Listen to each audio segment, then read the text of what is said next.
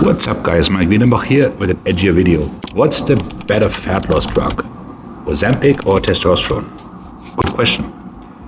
So neither one is really a fat loss drug per se, right? Because we're not talking about like a beta-2 medica or something like DNP that actually uncouples or T3 that raises body temperature. So let's look at the mechanisms first. So Ozempic is a GLP-1 semaglutide. It mimics the action of the GLP-1, the glucagon-like peptide. And by doing so, it basically creates fullness by leveling off your blood sugars, slows down digestion, people eat less, right? So that's how they lose weight. Please note, I said weight, not fat.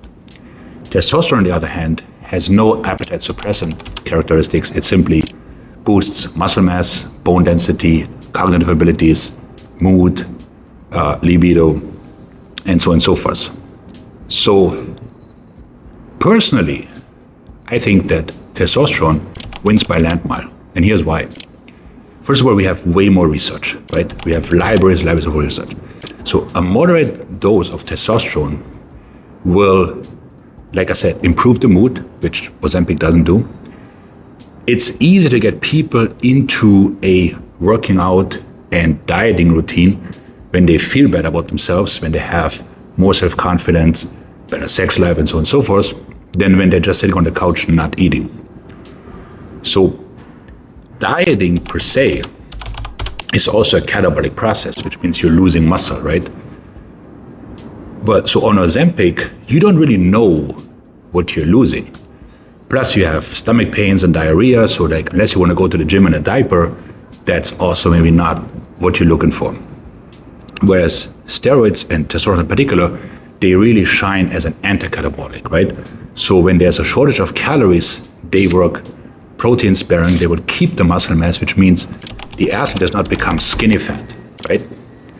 So somebody who's on a moderate testosterone dosage, like I said, will have an easier time going into training and dieting setup because it's a performance enhancing drug, whereas Ozempic is just makes you sit at home and not eat, right?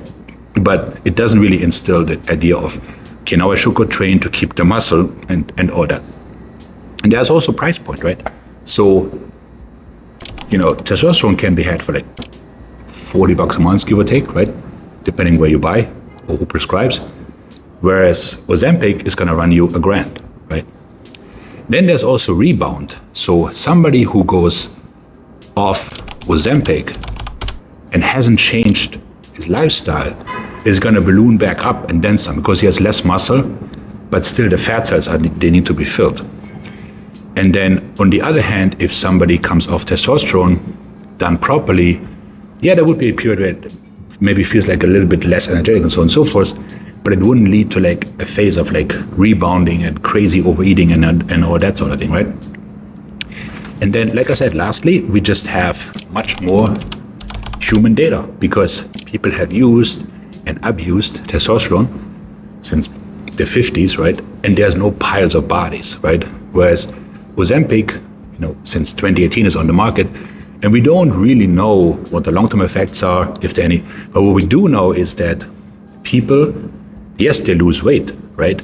But they lose a lot of muscle and bone density, right?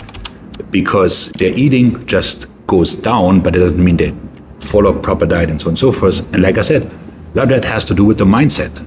So testosterone being one of the most powerful antidepressant is much more likely to get you out of a funk and into the gym than something that just shuts down your appetite, you know.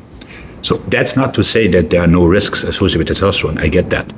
But I feel overall the risk-reward ratio is far, I think, outweighs what you do in terms of Ozempic, where stomach cramps and getting the weight back and just being unwell all the time. I mean, who wants to be nauseous for a month, right? As opposed to like feeling great and ready to rock in the gym. So now granted, I do have a biased view, that is true, but leave a comment, love it or hate it, let me know.